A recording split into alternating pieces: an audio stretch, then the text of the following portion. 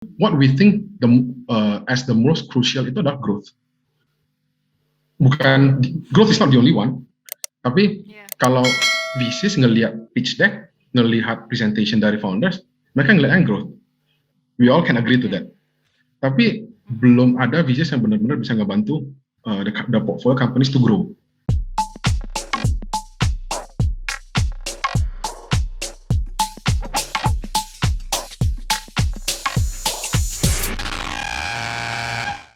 Visitos kembali hadir bersama saya Yeni Yusra, dan kali ini kita akan berbincang-bincang dengan Alwin Rusli dari Trihill Capital. Hai Alwin, apa kabar? Hi Yeni, thank you for having me. Things have been very hectic lately. Semoga but all good. Hopefully the same goes to you. Thank you ya for sharing your time with us, dan penasaran dengan Trihill Capital. Mungkin sebelum kita dive in ke conversation, Alwin bisa share sebenarnya Trihill Capital itu apa sih? So Trihill Capital is an investment firm based in Singapore, established di 2018. Kita punya two investment arms sebetulnya. So kita internally kita bahasa kita tuh Trihill 1 and Trihill 2. So Trihill 1 is the investing in the public markets, in the public equities globally.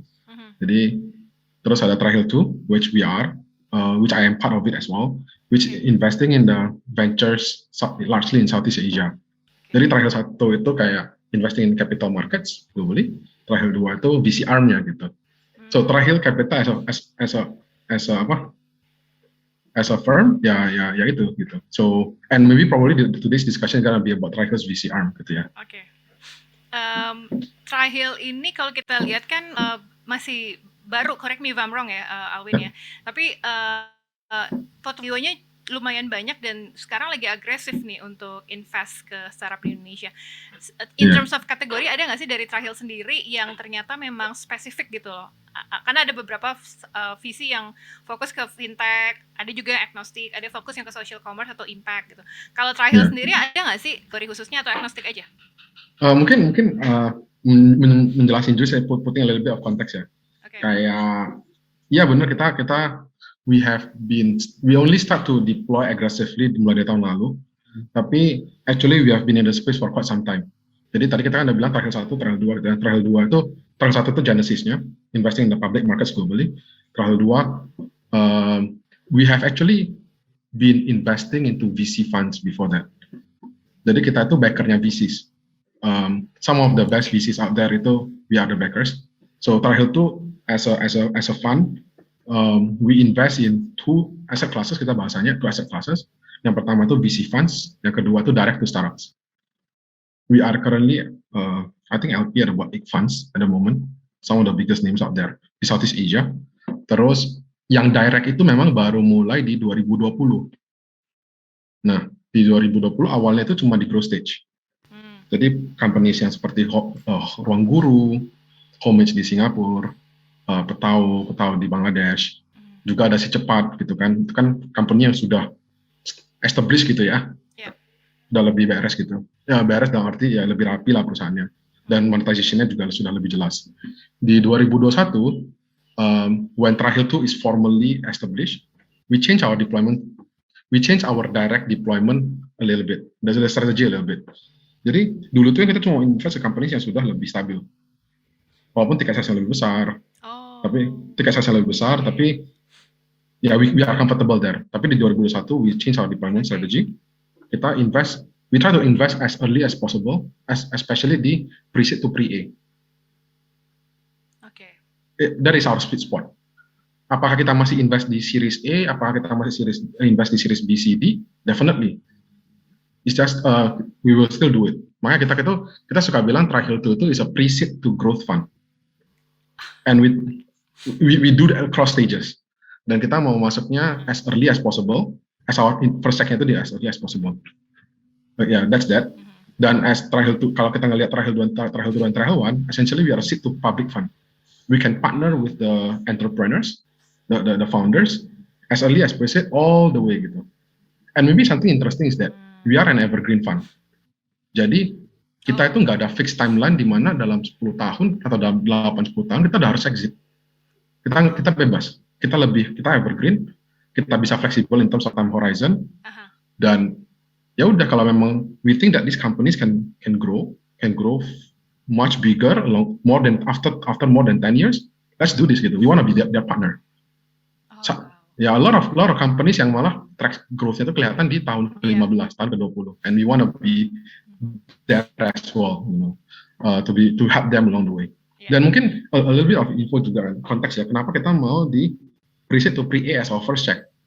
Preferably ya, mungkin probably 80% of our first check sekarang itu dari sini.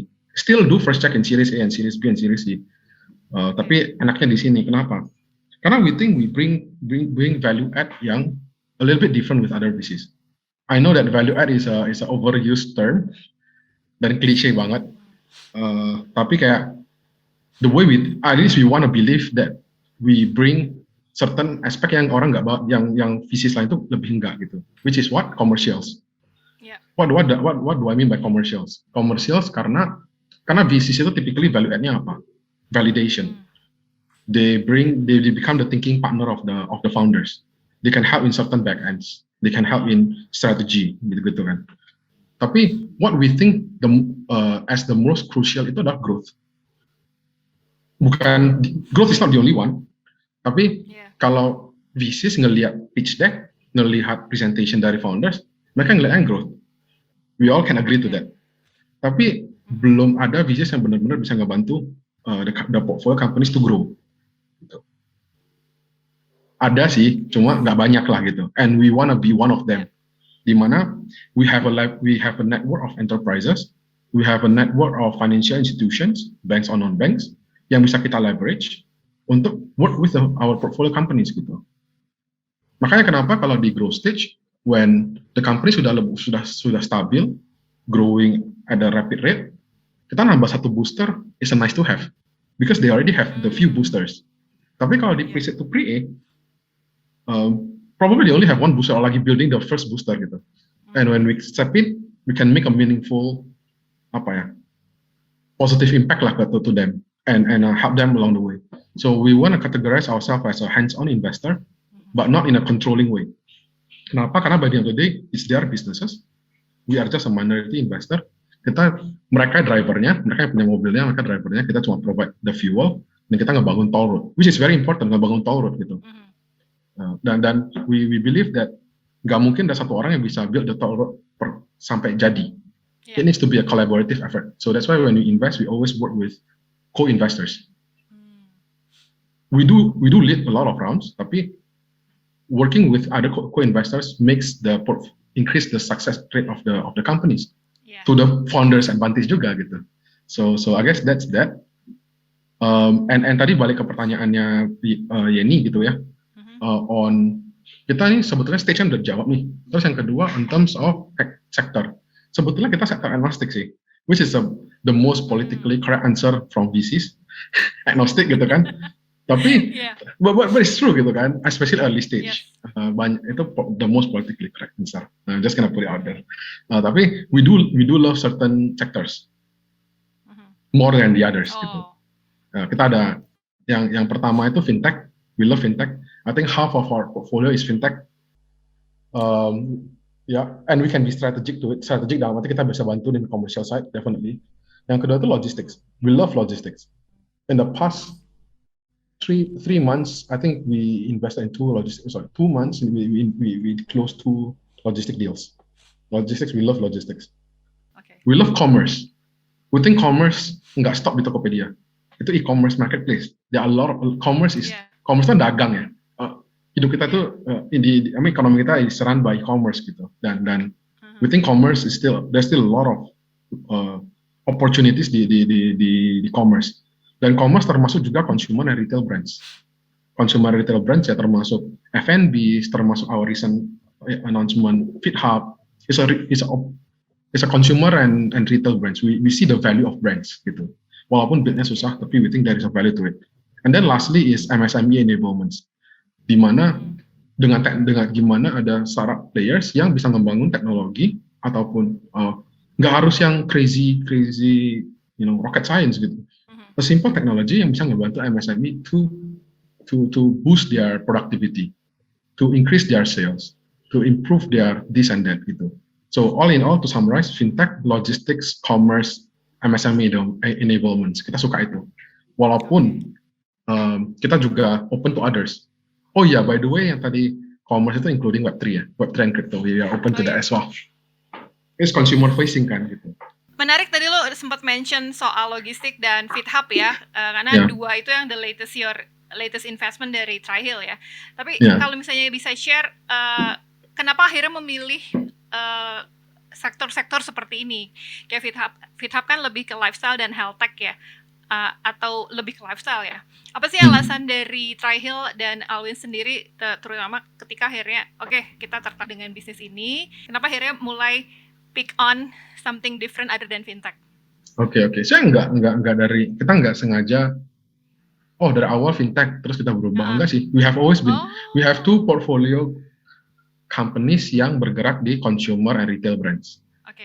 Satu itu Hey Cafe, which probably a lot of people know. Hey Cafe itu kita. Kita ada di situ. Heboh banget dan di dekat rumah juga ada tuh. Wah, banyak, 100-an cabang. Hey Cafe, iya. We love that company. We think that dengan very minimal capital yang mereka punya, they can grow to 100 cabang gitu. End of last year, 100 plus even. So that is interesting. Terus yang kedua, FitHub. Kenapa FitHub gitu ya? Kenapa to begin with, kenapa lifestyle brands dan kenapa consumer brands gitu ya, consumer retail brands. So kita ngeliatnya gini, mungkin consumer retail brands. It's a business yang, mungkin mundur sedikit, lebih ke our thesis gitu ya, as a fund. Kita percaya bahwasannya the best companies adalah companies yang bisa last as long as possible.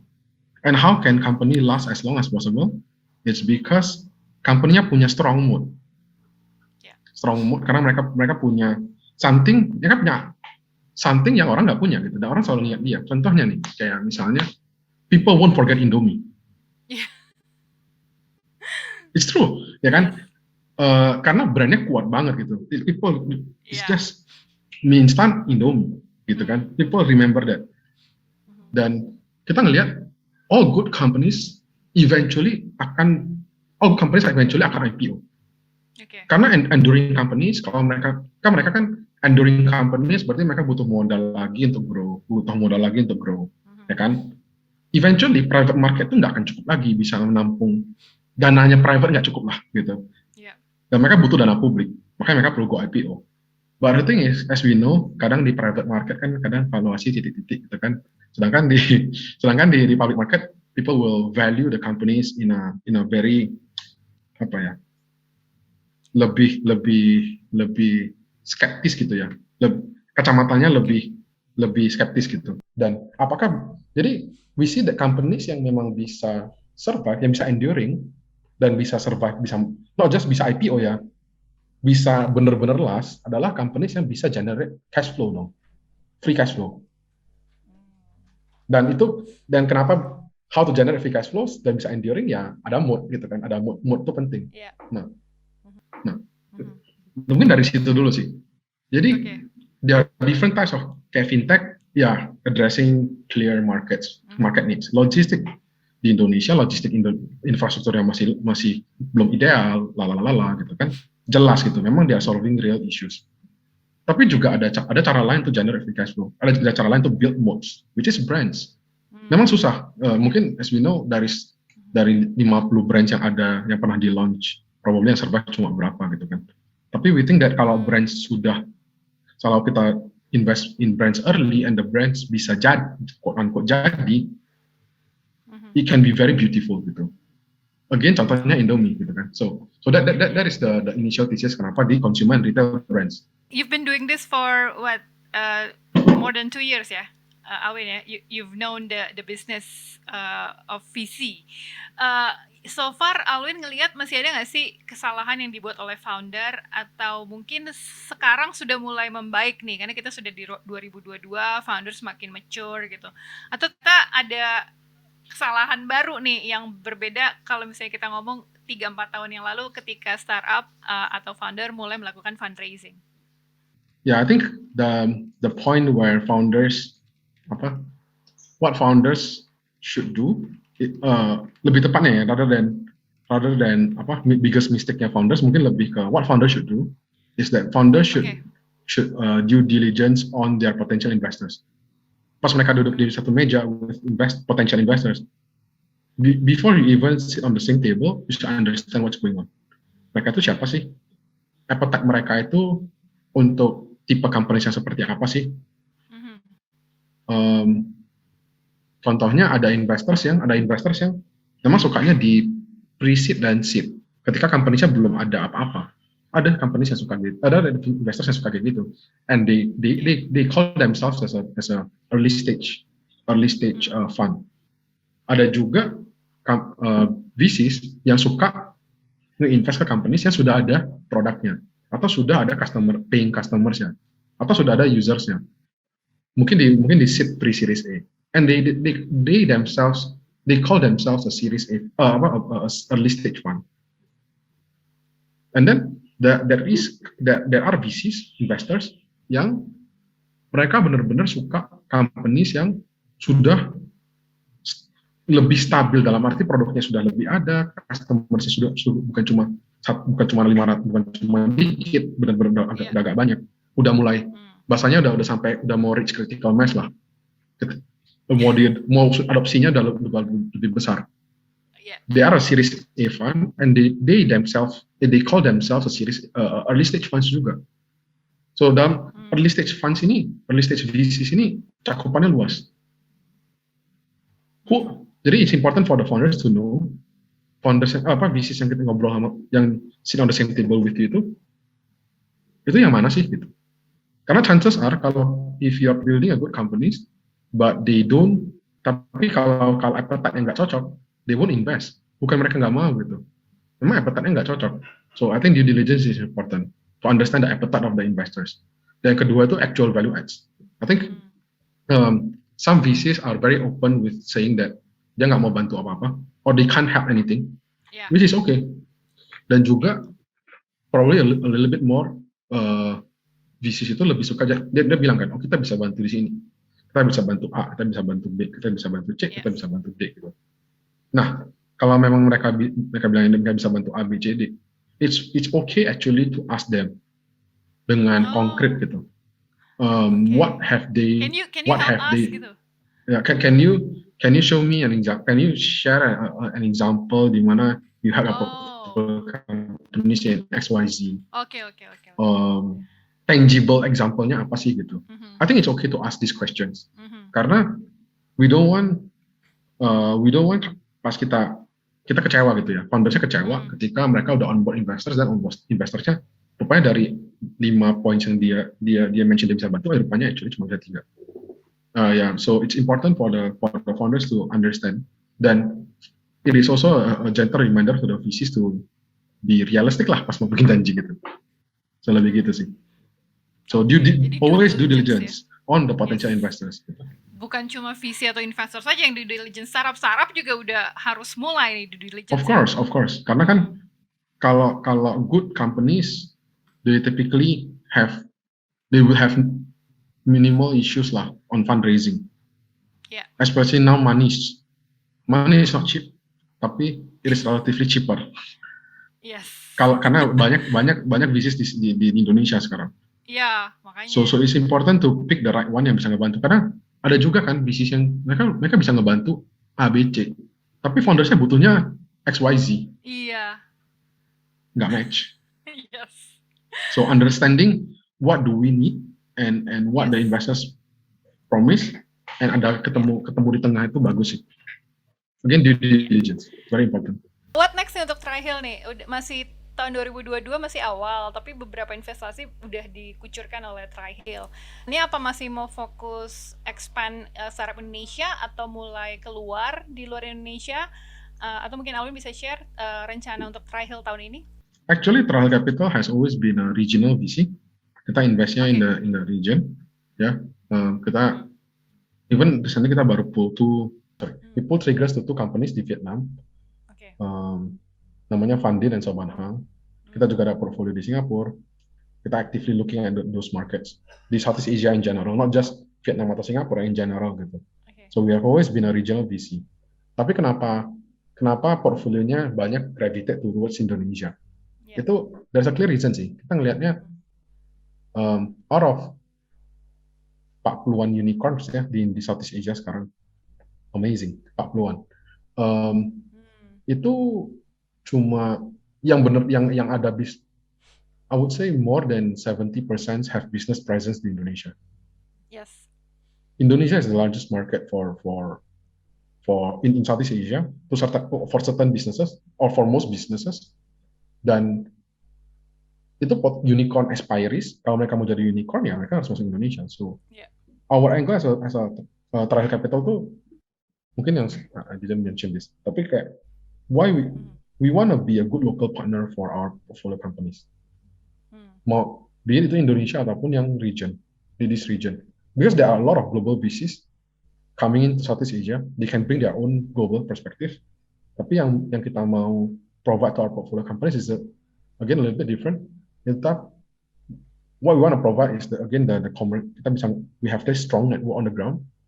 We understand the space, the market probably more than the others, or we try to understand the market more than the others and help them in that sense.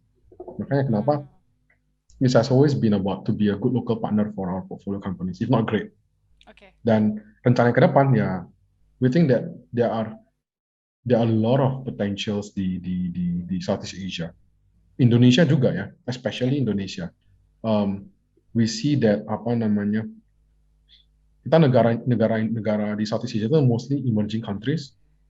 There are a lot of problems yang masih belum di-solve.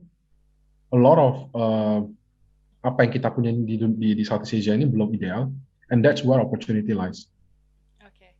And when there are opportunities, we want to be there. We want to be there, and partnering with those founders. Okay.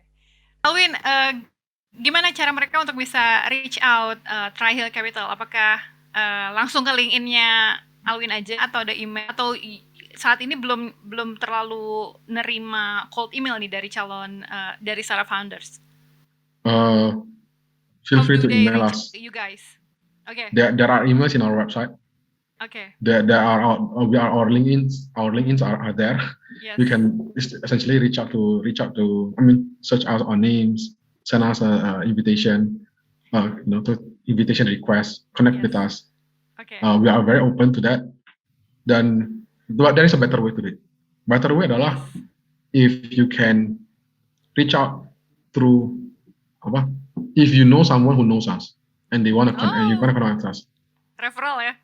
Referral to certain extent referrals ngebantu.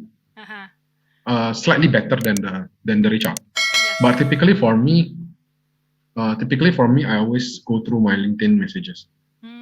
So I'm really open to that. Oke, thank you Alwin, dan ditunggu kabar funding selanjutnya dari Trahil 2 ya? Trahil Capital in general. Oke. Thank you atas waktunya, dan I let you get back to work, dan ditunggu lagi update investasi dari Trahil selanjutnya. Terima kasih Alwin, sampai jumpa.